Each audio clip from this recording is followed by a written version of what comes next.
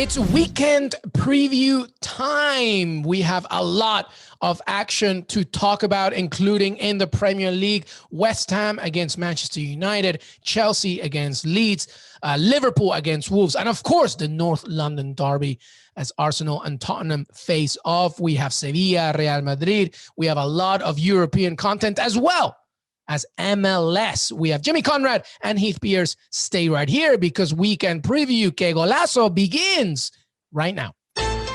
Welcome to Que Golazo, everybody. It's our weekend preview show. We have so much content to begin everything. Of course, I'm here with my brother, with my work spouse, Jimmy Conrad. Jimmy, how are you, man? I saw that tweet about me being your work spouse. That was legendary. And it's true. And Brad should be in there too. You guys can't see him, but our producer, he's with us. Like a menage a work spouse tra, I think, however you guys want to say that. But yeah, you know that HBO show Big Love? That's what we are. Like, it's exactly right. We're all just one big polygamous family. And then we have our community as well. So I feel like, you know, it's a lot of warmth and goodness and positivity. So I'm all about it. I'm all about it too, and I'm all about this weekend preview. And we begin, of course, in the Premier League. By the way, before we kick off the matches with Jimmy, and of course discussing so much action, a reminder that, by the way, this is the first weekend where you will see fans returning to stadiums in certain clubs, not everywhere, in certain clubs, according to the tier system in the UK. A few pieces of information. Newcastle, Aston Villa postponed. That was meant to be a Friday game, and it was postponed due to the overwhelming amount of COVID cases with Newcastle. Training had to stop, etc. Aston Villa, the league, everybody approved. So that's postponed. So we begin on Saturday. As a Newcastle supporter, I just think maybe we did that because we didn't want to get our ass beat by Aston Villa. I'm just throwing that out there. Steve Bruce I'm just throwing that out there. It's a possibility. Steve Bruce sees Joelington like sneezing, and he's like, right, that's it. We're done. Everybody's got COVID in this place. Shut it all down.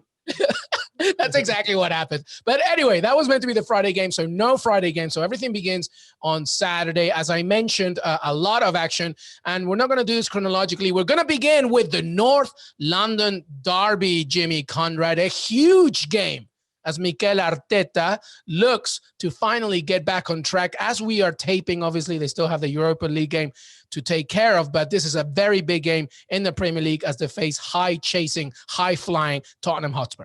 Yeah, so big, in fact, that I expect both teams in the Europa League to not roll out their best 11, so they're saving energy for this derby in particular. It's a big one. I know that the distance between both of these teams in the table is quite large. Arsenal are in the bottom half of the table. Tottenham are sitting on top. Everything's looking roses right now for Spurs, and I think they're going to win this one, Luis. I'm going to get into my betting line here that I found on William Hill that I think everybody will probably get on board with. It's up to you, of course, if you want to risk it. But I just feel like I started thinking about these teams a little bit more last night as I'm doing my research and looking through it. When I look at the personality of these teams, I feel like if you punched, let's say, Arsenal collectively in the face, they'd be like, oh, man, that hurt. You stop hitting me, you know? And I don't think you're going to get the type of response that you look. There's, of course, a handful of players, you know. Granted, Xhaka would fight you anywhere, anytime, any place, and pick up a yellow card somewhere, right? Thomas Partey, for sure, would be one of those players. But there's other ones that I just think would be like, oh, man, this game's kind of hard. I don't know if I want to do it. And they have more of those guys, in my opinion, than they do the ones that will punch back. When I look at Tottenham, and what I think Jose Mourinho has done very well with this club in particular, and you saw it in the documentary, we have way too many nice guys on the team. And I think you can see now that they've got a little bit of that. If you punch me, I'm going to punch you back, and I'm going to punch you back harder. And that is a hallmark of what a championship team is all about. And that's why you see them doing well. And also they've added some pieces too. I think they had a tremendous transfer window of picking up Sergio Reguilón. We could argue if he comes good against Gareth Bale, kind of stealing him from Real Madrid. Carlos Vinicius has been excellent. They have so many options now that can hurt you in so many different ways. So here's my line on this. I like Harry Kane to score. I know that he supported Arsenal as a kid. He doesn't care now. He's going to score. Spurs are going to win, but it has to be either 1-0, 2-0, or 2-1. I still think it's going to be tight, plus 450 for that. I really like that value. It's called the Jimmy special when I pick a score and a team to win. But You know, I like Harry Kane to do the business. He's not going to play in the Europa League for sure. He's going to rest. He didn't train earlier in the week. He's going to be ready to go. He's having a special season, even though you could go Heung-min Son, which is plus 550 if you want, if that's who you want as your horse, but that scoreline still has to be the same, 1-0, 2-0, 2-1. I think it's going to be a tight one. I think Arsenal will still put up somewhat of a fight, but when it comes down to it, I think Spurs just have too much quality and too much grit. I think the word is grit that I'm looking for, that Spurs have and Arsenal don't. Yeah, some very good points. Before we continue our analysis, we actually had Ben Davies on the show for CBS. James Bench, our very own James Bench, interviewed him, and he had some words about the North London derby and Harry Kane. Listen to this. They're a very good side. We've seen that in the last year and a bit under Arteta, what they can do. And look, it's going to be a challenge, but these are the games you have to win if you want to compete, and we take it step by step and look to get 3 points.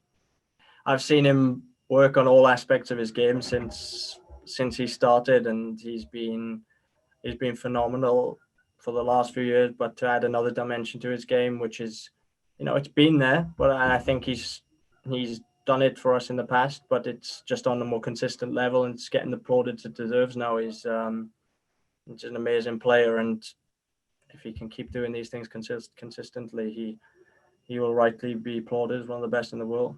Ben Davies right there. And just to talk a little bit more about the North London derby, Jimmy, Tottenham are unbeaten in their last 6 Premier League home games against the Gunners, 4 wins and 2 draws since a 0-1 loss in March 2014. It's their longest unbeaten home league run against the Gunners since a run of 9 between January 1960 and January 1968. Just call me Luis Stato.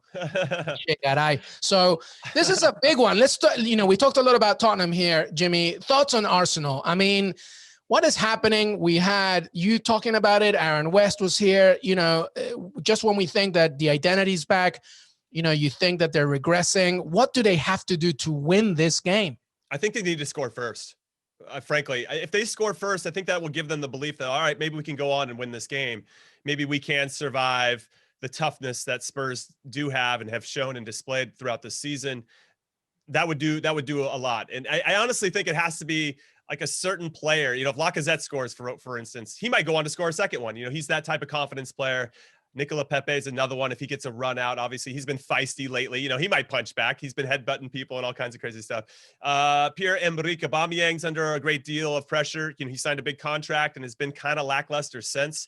That's normal for players, right? You work really hard to get that acceptance and to prove that you're worth a certain amount of money, and then you get there and there's always a little bit of a drop off. It's rare when you see players then continue to catapult into another stratosphere because, all right, cool, I got my money, I'm going to try to go get more. Like, where's that intrinsic motivation come from when you've already kind of accomplished everything you set out to do? So that's getting kind of deep on Pierre-Emerick Aubameyang. But they finally put him up top, in between the 2 center backs. Maybe he's better. I feel like he might be more effective out wide. This is the crazy part. They missed an Olivier Giroud. And obviously Olivier Giroud is coming off a 4-goal performance in the Champions League. So he's like top of mind right now. You know what we know Arsenal really needs? They need this player. And I feel like Manchester United might have unlocked a few things. Even though they lost to PSG, I think Edinson Cavani is going to be a very good signing for them. Arsenal's always had a history, at least in the recent, let's say 5 to 10 years, of kind of signing the same player. It's like when they were looking for Houssam Aouar from Leon, I was like, doesn't he kind of like everybody else on your team? Like, I don't understand, so it's really interesting. I feel like they need to go out and get some center backs. Gabriel's been good, but they're still missing a few pieces. And again, it comes back to like having guys that have that grip, but can also play. And I think that's where Granit Xhaka, I never really saw him as a proper Arsenal player.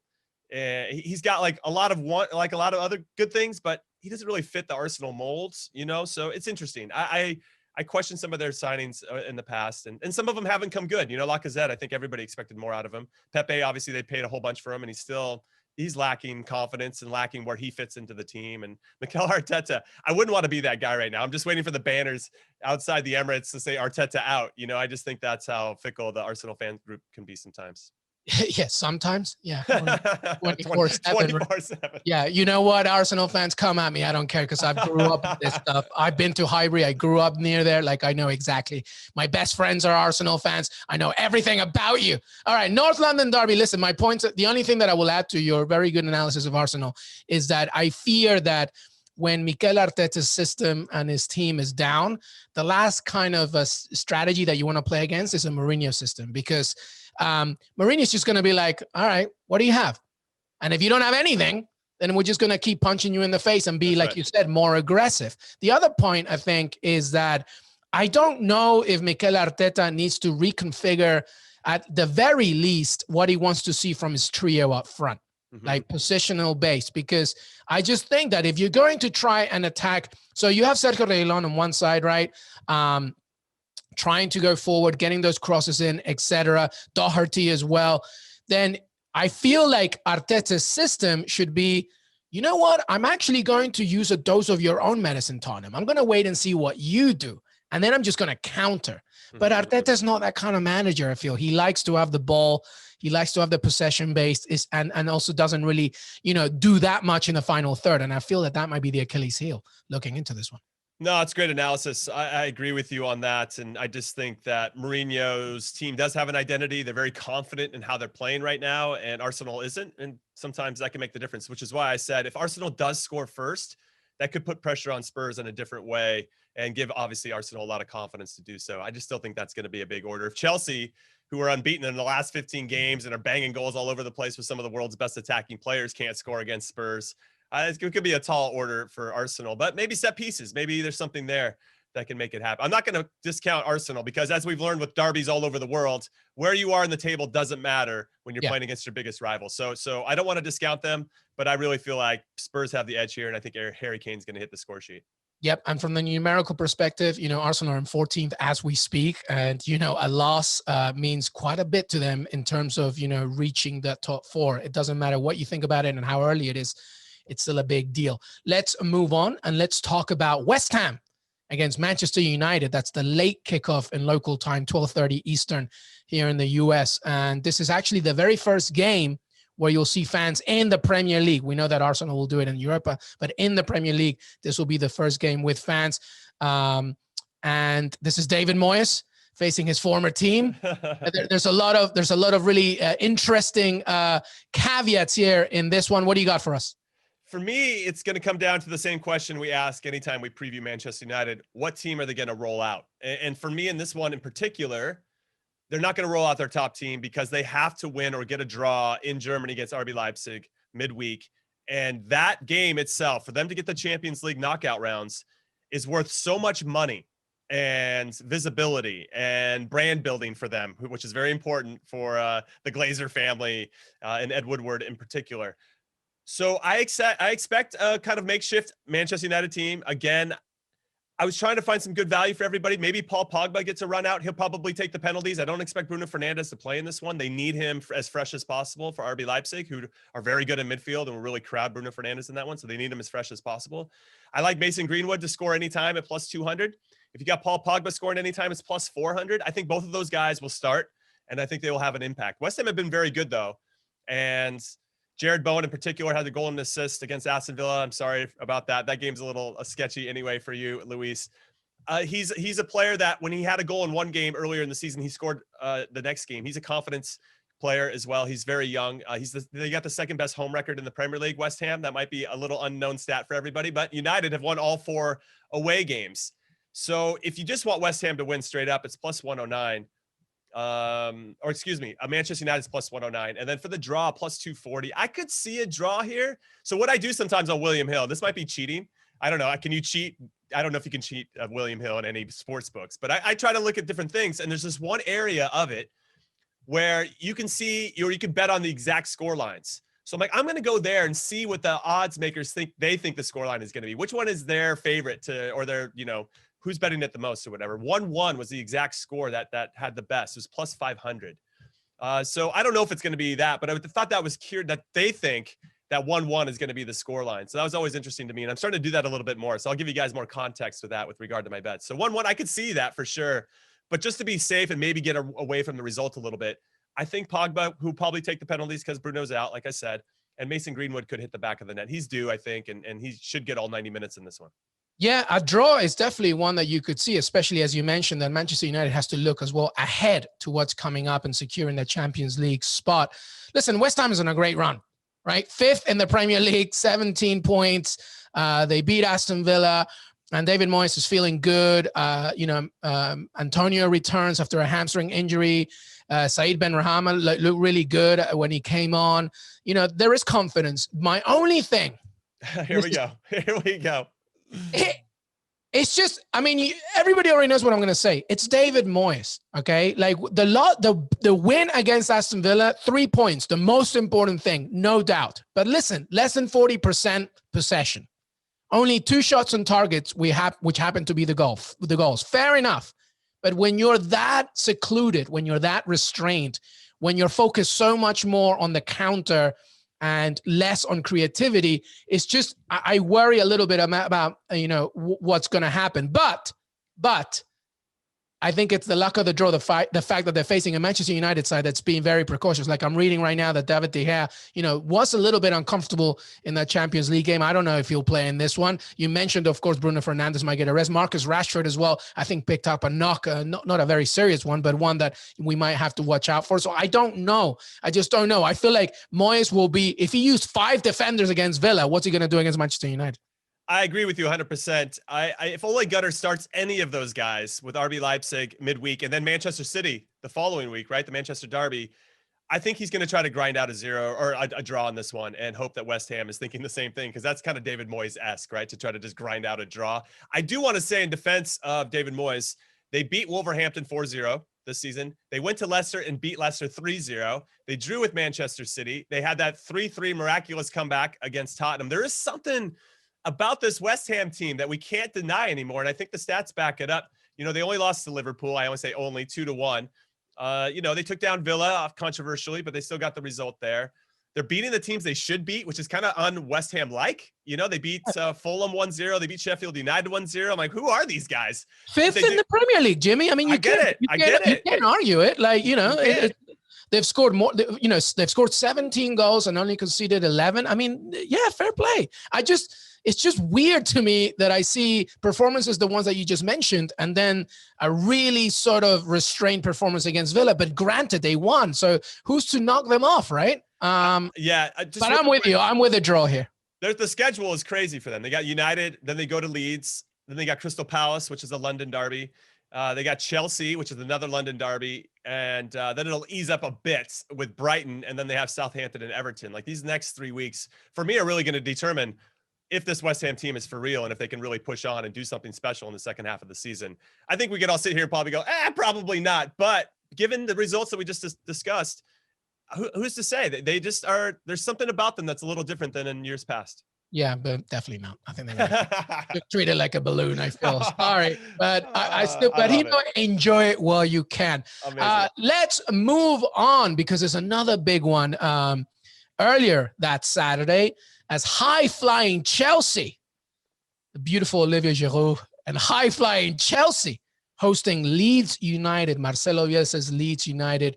This one, just like we were very excited about when Man City played Leeds, I feel like this has similar narratives just because of the contrast in strategies and the talent. This is going to be a fun one. How do you see this one, Jimmy Conrad? I see a lot of goals in this one. My initial when I was looking at William Hill was the over. The over is 3.5 goals plus 130. Why I say that is because Chelsea, for me, even though they're on this incredible run and it seems like Frank Lampard has unlocked the team a little bit and how they should attack, and then they basically, almost like the French national team, you take out one starter, well, you're like, I got another starter coming off the bench who's just as good, but maybe he doesn't fit. Christian Pulisic comes to mind, Ziyech, this is ridiculous. Okay, we'll bring on Havertz instead. Like, this is even fair? It's like a video game. So they're on this incredible run, but for them, I think they struggle against teams that sit back, and their game against Spurs, I thought, was a perfect, example of that. This is different because Leeds don't sit back. They try to pressure, especially in midfield, very aggressively. The problem is Chelsea have players that are good enough to handle that pressure. And if you have someone that has pace like Timo Werner that can get in behind, that's going to be a big, big issue for Leeds, who do take some risks, I think, in trying to pressure the ball. When it works, it's great, but when it doesn't, it's like a breakaway in NBA, right? It's like, what is even happening? So I can see Leeds either winning a tight one, I'd say winning a tight one, but it could be really low scoring, or it's going to be 8 goals, and I just feel like it's going to be the latter. I think Chelsea are way too good right now. I think Leeds are going to score. So actually my favorite bet in the whole thing was Chelsea to win both teams to score plus 160. I could see a 3-1, 3-2 in this. If you guys are feeling Olivier Giroud, obviously coming off a big performance, they don't need anything in the next midweek. They've already clinched the top spot in their Champions League group. They can play all their youngsters or play some players that haven't got meaningful minutes in a while. So I could see Olivier Giroud going with the hot hand. He's plus 115 to score anytime. I think Pulisic will play in this game as well, or I hope he does. He's plus 115 to score anytime. So if you're feeling the American slant there and you want to throw him to the mix, I just think those are good values. But I see Chelsea winning this game, with all due respect to Leeds, who I think are a good team and have started to figure out their way a little bit. But this Chelsea team's too good. Yeah, I agree. I think the balance of when you just look at both squads, no matter how brave and courageous, especially in creativity, Leeds are under Marcelo Bielsa, this Frank Lampard side is just too good. It's just too good.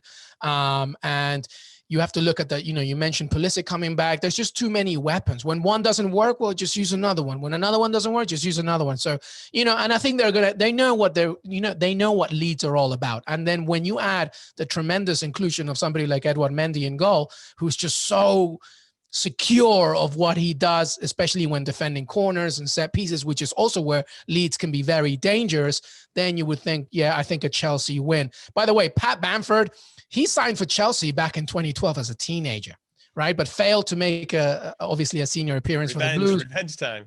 Yeah, so maybe, you never know, a little bit redemption. And by the way, Leeds United, one of those teams that their chances, like their percentile and chances are tremendous. Mm-hmm. It's just about putting them away. So you never know. But I still think, and I favor, of course, Frank Lampard's Chelsea. And he is considering, to your point, really just going all out and, ride the hot hand. Olivier Giroud, why don't you put him in there? 4 goals against Sevilla. Who's to say he can't do it against Leeds United?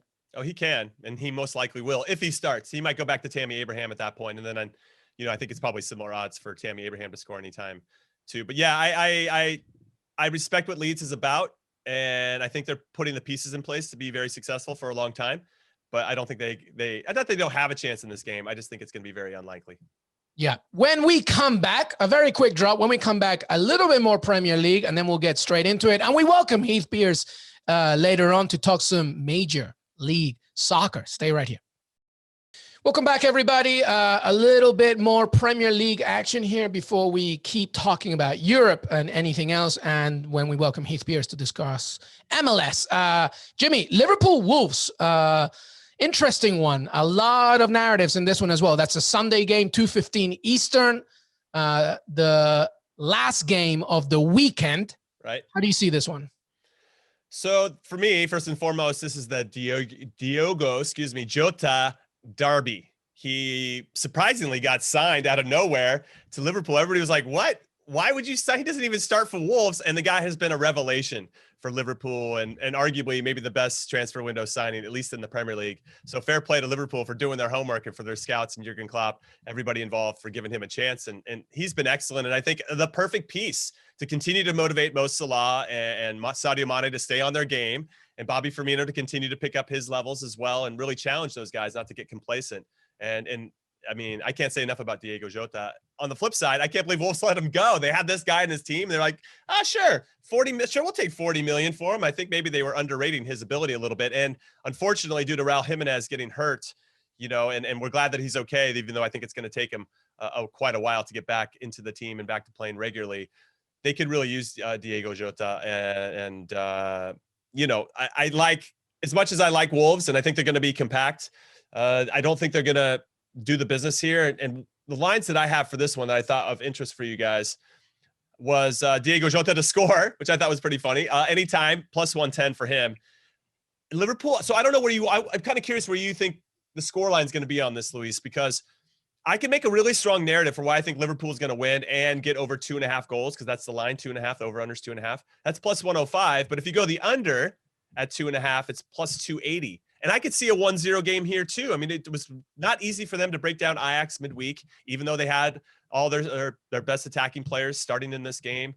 Maybe they're trying to be a little bit more conservative because their back line is a little bit more vulnerable than it has been in the past. They don't want to stretch themselves too thin or put some of their younger players in a position where they're going to be isolated and maybe not have the cover that they normally have. I can sense there's some conservatism for sure. They're definitely not banging in as many goals since Virgil van Dijk's been hurt and Trent Alexander-Arnold's been out and kind of this rotating back four. So I could see the under here, and it's tremendous value really at plus 280. I don't see Wolves scoring. I don't know where it's going to come from. Maybe a set piece.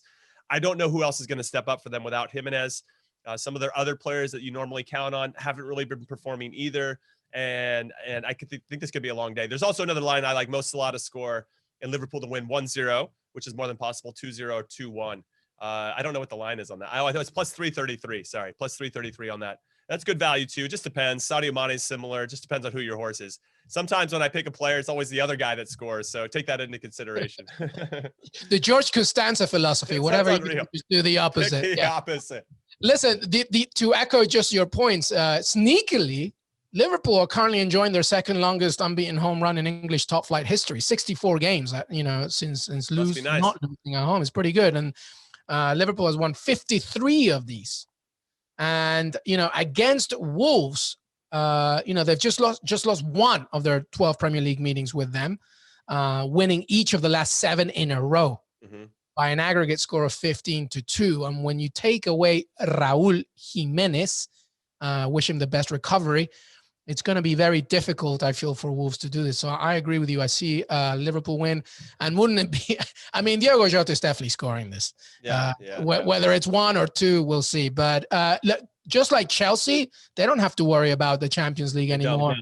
So they can go all out. So Liverpool win, I feel, in this one. All right, let's move on very quickly before we introduce Heath, Pearce. Let's talk about Europe. The rest of Europe, Sevilla, Real Madrid, Jimmy.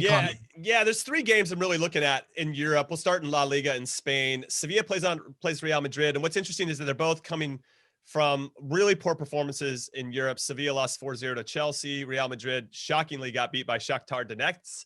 And they're not so struggling. Sevilla's going through. They didn't start. Mike, this is at home for Sevilla. They have won 3 straight in the league. Real Madrid is all over the place. You can't get a good performance. There's no consistency with this team right now. Real Madrid rolled out their best 11, or given their whatever their best 11 was based on injuries against Shakhtar. Sevilla didn't roll out their best 11. They had a lot, maybe 8 guys that don't normally play regularly. Jesus Navas is back on the team after having a red card. I mean, he's going to get back in. Acuna is probably going to start at the left back. I like his game a lot for Sevilla. They're going to add all these pieces. Sevilla to win straight up for me is plus 163. If you think both teams are going to score and you want Sevilla to win, it's plus 340. William Hill has this as a coin flip. So if you want Real Madrid to win straight up, it's plus 163. I just don't see Madrid doing it. I don't know what's up with these guys. I really don't. And I don't think they know what's up either. And I think Zidane is going to feel it. I don't think they'd ever fire Zidane. Zidane's way too cool for that. I think he's playing chess while the rest of us are playing checkers. I think he'd walk away like he did last time. Just be like, I'm done with this. I don't even need it. What am I even doing here? I've got more than enough money. I've got all my street cred. I'm one of the best to ever do it. I've won more Champions League trophies than any other manager. I'm cool. I've done what I needed to do. I've proved everything. So that's a whole different narrative. But I like Sevilla in this one to win straight up. And I don't know. What do you think? I think the only thing I would say is that Real Madrid are winless in their last 3 games in La Liga, and they've never failed to win in 4 consecutive games in the competition under Zidane. That's a fact. And I feel that history is ready to be made here. And Sevilla, an angry Sevilla, by the way, despite the rotation against Chelsea, is going to come guns blazing at home, I think. Sevilla win this one. All right, cool. We're on the same page then. Let's go to Serie A. There's the Turin derby, Juventus versus Torino. And I thought this was really interesting. Cristiano Ronaldo's on something fierce right now. He's scoring a bunch of goals. It's hard to get any really good value with him per se, but I like Juve to win and both teams to score plus 160. I think they're going to do the business. I think they're feeling very good after a good, solid performance in the Champions League against Dynamo Kiev. They need to get it going again in the league. I think Ronaldo will start this one. He was rested last time around. I know midweek, though, they play in Barcelona. I don't know if Ronaldo plays that one. I don't even know if Messi plays that one. They're both already through to the knockout rounds. It'll be interesting to keep your eye on that. That's the one we want. And I feel like FIFA and UEFA will be pressuring, like, you guys have to play. We need as much marketing power as possible. We'll pay you extra to play in this game against each other. So maybe they'll roll each other out. So that might influence a little bit, but I still like Juve in this one. I do want to give a shout out to Torino, though, because who've quietly listened to these results, by the way. They're like the West Ham of Serie A, because when I look at their fixtures, they drew with Sassuolo 3-3. They lost to Atalanta 4-2. They lost to Lazio 4-3. They lost to Inter 4-2. I mean, they're scoring goals against the biggest and hanging with those guys, right? So I feel like they're going to hang with Juve. They're just going to lose like they did with all the rest of them. But it's really interesting to me that they've got something to them. They just can't kind of get over that hump and win some games. So I like that one a lot. Yeah, they concede the most goals out of anybody in Serie A. So they have the grit. It's just that, the preparation, especially during the latter stages of a game. So, 18th in Serie A. Yeah, I see a Juventus winning this one for sure. All right, cool. I love it. We're on the same page. Last one is in the Bundesliga. It's Bayern Munich versus RB Leipzig. What a matchup. It's very good on paper. I like Lewandowski to score, Bayern to win, both teams to score, very similar to what I said. Well, actually, I'm adding a player there. Lewandowski obviously is an absolute beast. Listen, there's 3 certainties in life, and I know I have a lot of certainties, but death, taxes, and you never bet against Bayern Munich ever in any stretch of the imagination because they'll always prove you wrong. So I'm betting with them here. And I think arrested Lewandowski too, by the way. Exactly. And I think RB Leipzig will be resting players here because they need to win midweek against Manchester United to have a chance to get into the knockout rounds. I just think that tips the scales to Bayern even more. So I just wanted to give that a shout out. Lots of great games, though, across Europe and obviously in the Premier League. And then we have some here in North America with Liga MX playoffs and MLS. So much action. When we come back, we bring in Heath Pearce to discuss MLS. Stay right here. Welcome back, everybody, to Kego Lasso. Jimmy Conrad with us still. And we welcome Heath Pearce. Heath, how are you, man? I'm good. It's early here. But I don't know what early or late is anymore. It's all the same. I'm good, though. How's that? You guys doing good? We're doing so good. We're happy you're here because we're going to talk some MLS. Now, listeners, you should know we are obviously taping this on Thursday, and the Sporting KC Minnesota game is tonight as we speak. So we are talking based on a few things regarding Columbus, New England, of course, but also just who will be the winner and face Seattle Sounders. Let's begin with you, Heath. Let's talk about, first of all, the Crew against New England. Bruce Arena does it again. He's just pushing the limits when it comes to some knockout postseason soccer. How do you see this one? That's a Sunday game, 3 p.m. Eastern. Yeah, this one's a hard one to really play out. I think if you go back to Columbus against Nashville, Columbus gave them some trouble. Not a ton, but enough to take it to extra time and ultimately go out. But a New England side that's really good right now, right? When you look at Buchanan, unbelievable so far in the playoffs, especially Carlos Hill. Just the return of him has just sort of changed the dynamic of that team. As we know, that puts Gustavo Bou in better positions where he doesn't have to be the guy that has to generate the attack and can pick and choose his moments, but. A really good matchup here. Are we looking for a prediction from me? Do we want a prediction on this or just some general overview? Go to town, man. Give me your prediction. Okay. I'm going with man, gosh, every time I look at it now, I start to back off of this. Columbus is so hard to bet against with a good team, but I'm going to go with what? Come on, Heath. You know where to go. You know where to lead. I'm going with New England. I'm going with New England. He's finally on our. I'm going with New England. I got to. Bruce Arena ball, playoff ball. We all know that there's so much to the playoffs that people don't really understand. People understand it, but there's so much that goes into building a playoff squad and being in the form that you need. Obviously, there was some depth issues around Columbus on the COVID side with the goalkeeper being out. If he's out, just like Orlando, that will continue to hurt them. So he could potentially miss this match. So I'm going to go with New England in this one. Welcome back. Yes, welcome back. Welcome to the squad. I'm with you on this with New England, but I'm going to come at it from a different perspective.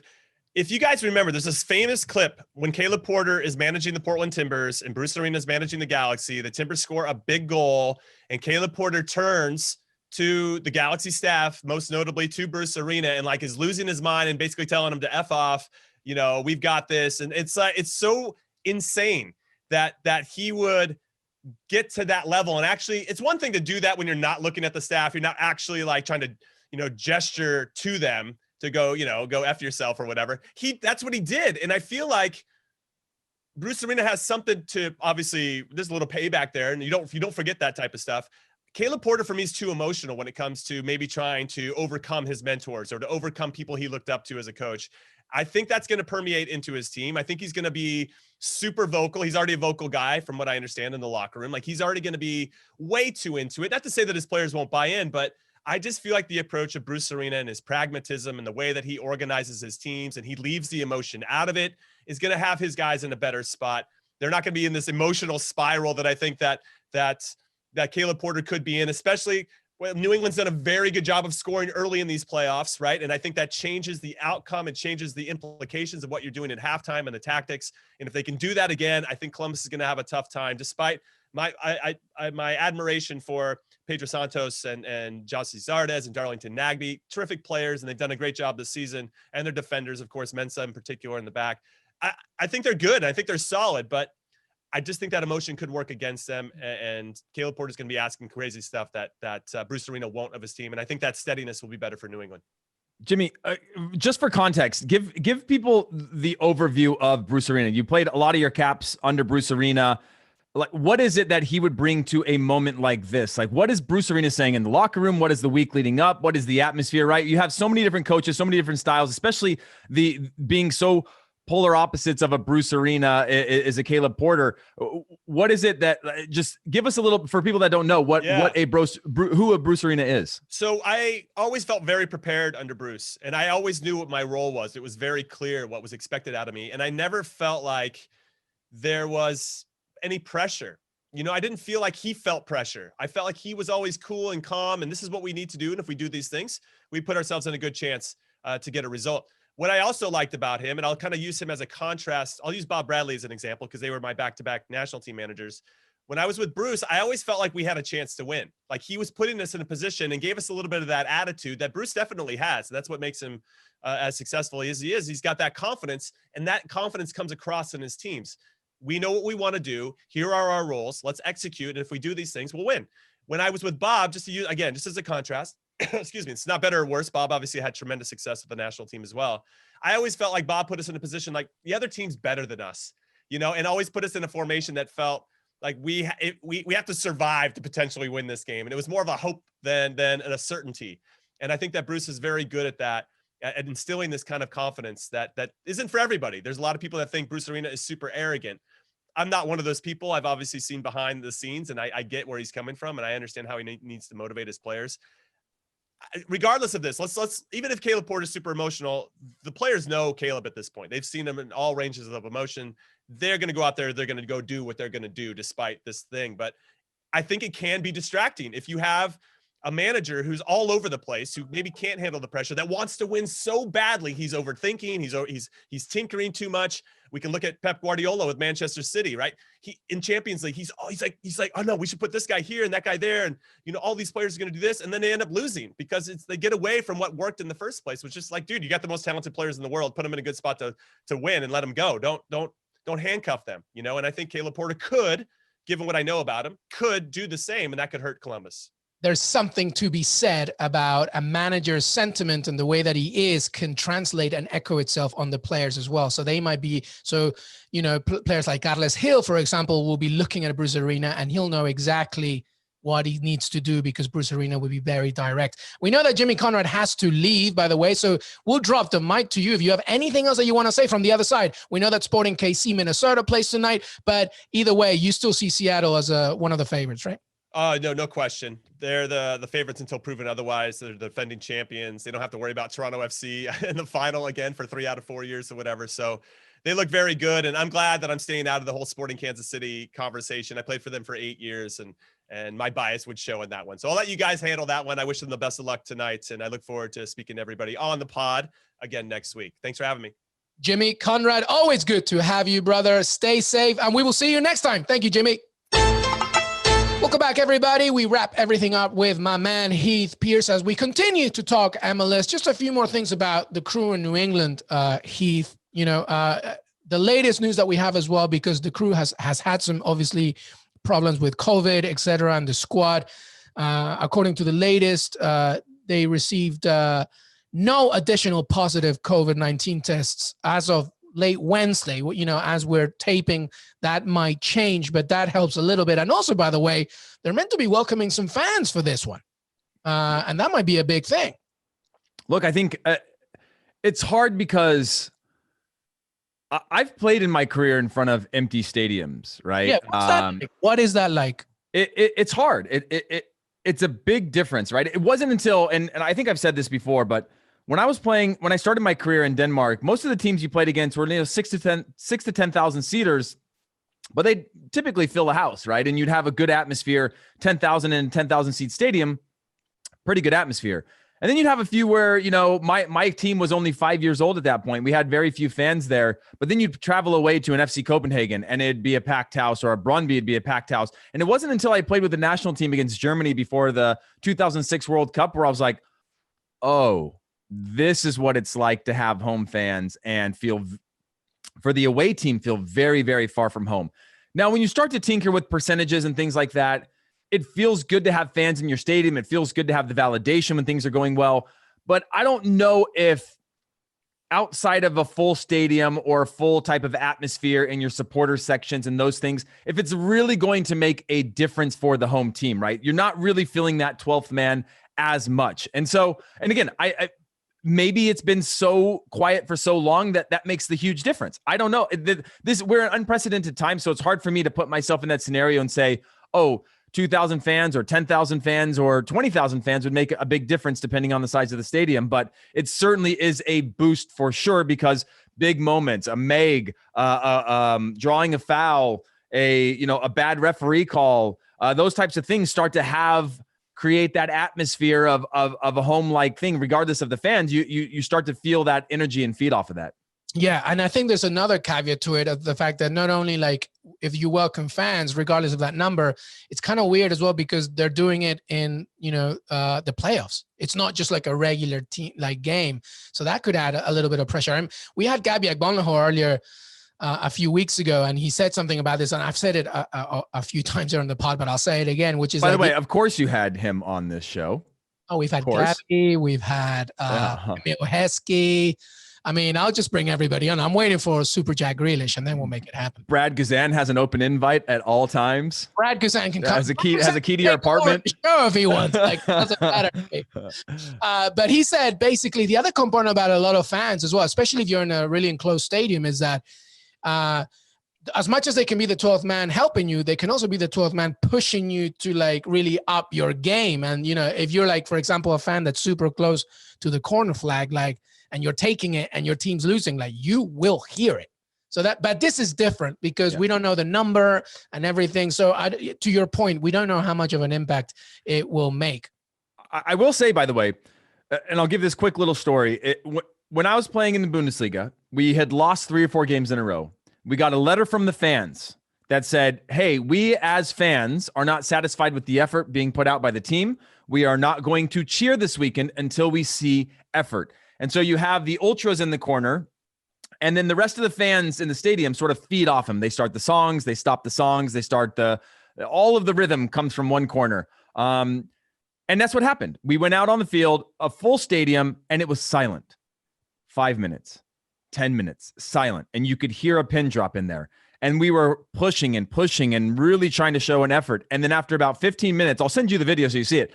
The fans got up, they started singing, the place went nuts. And it was an indicator and a reminder that you guys are nothing without the fans. And it swung that energy like this. And us having to feed off ourselves and create our own momentum was far different than kickoff.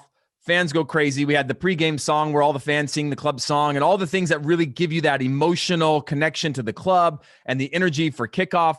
It finally came to about 15, 20 minutes into the game, and it changed everything. We ended up winning that game. We played really, really well, but that's just the power of those fans and the power in numbers. Again, it's a little bit unique, but that was always a reminder to me of just how important they are to driving results for a club. That's a really great story. I hope you framed that letter, or at least it's framed in the stadium or something. That's pretty fun. I love that. Well, it's never a good sign when the sporting director comes in and goes, "Hey, we got mail." It's from the fans. It's like written, really well written, a lot of curse words in it. That was basically like, get it together because, or we're going to stop coming, because when fans protest in Europe, especially, they'll stop buying tickets. They'll stop coming. They'll stop. And that's a huge financial implication to a club. Sorry to keep going back on that, but yeah. Oh, no, it's a really good point. And sadly, no more letters. Probably it's just a tweet. It's just a reply to the club social, right? Which is like not as poetic. Let's talk about the other side. I know that the game is tonight. So you guys, if you're listening after this, etc., I predicted Sporting KC on this one. And I have promised to some of our listeners here that if Minnesota win, you can send me a Minnesota United scarf and I will wear it, put a selfie on and go Minnesota. I don't care. Like if they lose, they lose. I like Minnesota. I just think that Sporting KC will take this one. You think Minnesota? I like Minnesota because of the form. Again, we talked about this. Reynoso is hugely capable. And I think Minnesota, for the sake of a good playoff run, are the better team to play against Seattle, right? Even though they'll have to travel away, Seattle will be home. And I think it's almost impossible to beat Seattle at home. They are a better team to match up with Seattle. They'll be more disciplined. They'll wait for their moments to attack. They won't give up a lot of those spaces that Seattle like to execute. Seattle, by the way, weren't all that great, I don't think, against Dallas. And they weren't creating all the opportunities. When you look at what people are calling the big three between Lodero Morris and Rui Diaz, they were in sync at times, but it wasn't their best. And I know we hold them to a different standard because of the connection they've created together, but I will say about Morris, and maybe you feel differently. I want to get your take on this, Luis, on the Seattle side. He is one of the few players in the league that when I watch him in the same vein that I watch a top player in the Premier League, where when they go to him with the ball, I am fully locked in of saying, if he gets a moment, if he gets a space, if he unlocks something, he might score, right? And that's something that I don't remember being in this league across the board, right? When you look at the quality, you look at Diego Rossi, you're like, okay, sometimes he's very busy. He's going to create opportunities. His first touch is improving, but when he gets the ball, you don't think he might score here. But when Jordan Morris gets the ball on the wing and he's driving inside, or Lodero's looking to him in an isolated one-on-one position, you go, he could do something. He could literally create a goal out of this. And I remember thinking that, going like, I don't remember ever watching Major League Soccer in that way, where you had a talented player. And there's one other, I was thinking of one other player in the league that, and I'm trying to think of who that is, but Carlos Vela, basically, where you get him the ball and you're like, okay, if you don't bring help over to against him to support him and create an overload, which is going to create openings all over the field, he might punish you. And even if you bring 2 or 3 players, he might still punish you. And that's an exciting thing to watch. But I do think they weren't really in sync in that last game. And I think Minnesota will give them a better chance. Of course, Minnesota have to get through KC. And if KC were to win, then Seattle then have to play away, which I think is a big difference than a Seattle at home. Yeah, I totally agree about the Jordan Morris thing, by the way. Joseph Martinez brings to mind, as well as Robbie Keane as well, that kind of player. By the way, like I don't think I've ever said this, but everybody should know, like non-Peruvian players aside in MLS, Jordan Morris is my favorite player in the league because of exactly what you just said. I just think that you give him the ball and he's so confident in the decision of what he wants to do, whether he, like, obviously he will fail sometimes, but he knows exactly what he wants to do, and you expect almost something to come out of it. And if it's not the assist, it's definitely the very beginning of something very special for Seattle. And when you bring Nico Lodeiro and Raul Ruiz, then that becomes really, really special. I do agree as well that out of Sporting KC and Minnesota United, the one team that can cause more problems is Minnesota. But I see Seattle going all the way to MLS Cup. Give me your prediction on that. Who do you see going to MLS Cup? Man, I'm going with, I think we're going to see a New England Seattle MLS Cup.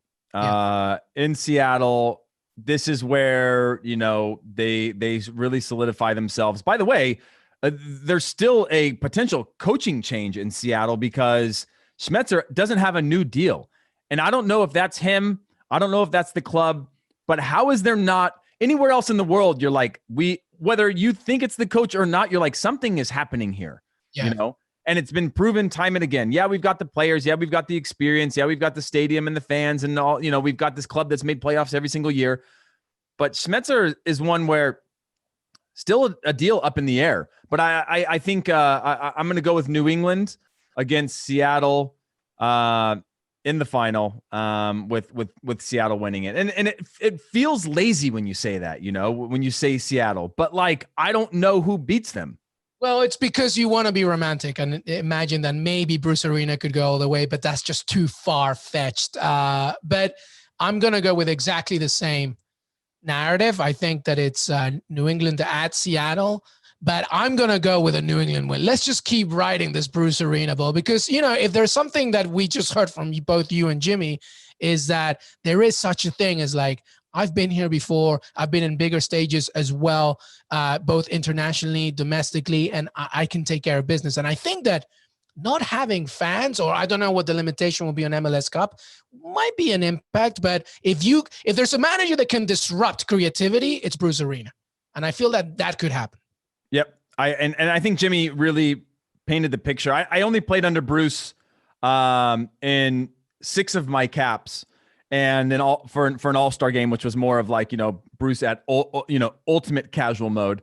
But you do always know what you were getting into with Bruce Arena. You know how to roll out. And there is a patience with Bruce and a calm of like, the reason I've assembled this squad is because I know this squad can beat the team that we're playing against. Right. And whether that's true or not, there is a belief. You're not second guessing going, oh man, like we might give up possession for the whole game, or they've got Darlington Nagbe, they've got Pedro Santos, they've got all these players. You're not really thinking about that, and you're focused more on how it is you're going to get the result. And so there is and I think, I don't know, Bruce Arena is the first or second winningest coach in Major League Soccer history, or somewhere like some sort of stat like that he knows how to get results, and he's been in these positions before. So you look at the dynasty days of LA Galaxy, and you're like, Bruce Arena has a lot to do with assembling that squad, but also putting those pieces together to make a team that can be competitive in the playoffs. Again, regular season is one thing. Playoffs is a completely different. And then with single elimination now, it's a completely different matchup. You have to be good on that day. And I think Bruce Arena is the best, if not one of the best, at getting his team up and ready on that single day. Well said. That's all the time we have. We will end with that great conclusion there by Heath Pearce. Heath, thank you so much, brother. I hope you enjoy all the games. And I know that it's just me and you for weekend preview, by the way. So make sure that you stay tuned. Heath, thank you so much, man. Thanks for having me. It's far better when it's just you and I, a little more intimate, with Jimmy jumping in all the time. And, so I appreciate you having me. Yeah. Don't tell Jimmy this. Yeah. He won't listen to this one because he's not on this part. He'll listen to the part that he's on, and then he'll cut it off, And he would just be on Twitch after this. Yeah. Hey, everybody. I want to thank Jimmy, Conrad, and Heath Pearce for joining me today. One last thing. I had a question on social. My favorite top 3 Bad Bunny songs. Very quickly, I'm going to go with La Canción with J Balvin from their Oasis album. I'm going to go with Caro. Such a good song. And the last one, you have to go with Yo Perreo Sola from the latest album, Yo Hago Lo Que Me Da La Gana. Bad Bunny, love him. I love you guys. Make sure that you listen to us on Apple Podcasts, Spotify, Stitcher. Listen to us on all of those. If you listen to us on cbsports.com as well, follow us on Twitter, Que Golazo Pod, and please leave a rating and review on Apple Podcasts. We're always here for you. We will be back with a lot more content every single weekday. Have a great day.